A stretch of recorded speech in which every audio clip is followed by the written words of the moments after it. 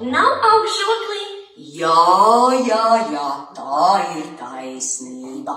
Māmiņ, kas notiek pēc tam, kad tu sakošanā un nori zāli? Man vēderā viens pēc otra ir izkārtoti 4 kuņģi.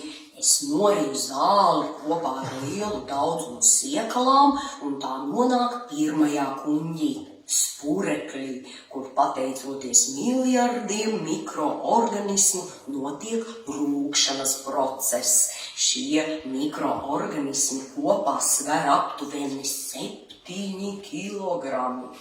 Rūkšanas procesa rezultātā veidojas piena vērtīgās uzturvielas, celuloze, ciete, cukurs un olbaltumvielas. Tālāk barība aizslīd uz otro kuņģi, kuru sauc par acekni.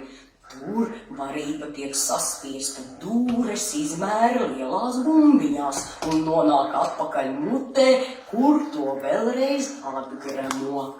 Māmiņa rēķināja, ka viņa vienā dienā apēd tik daudz zāles, ko varētu ielikt 16 maisos, kopā sastādot 180 litrus, klāt piedzinot 8 spaiņas, jeb 80 litrus ūdens.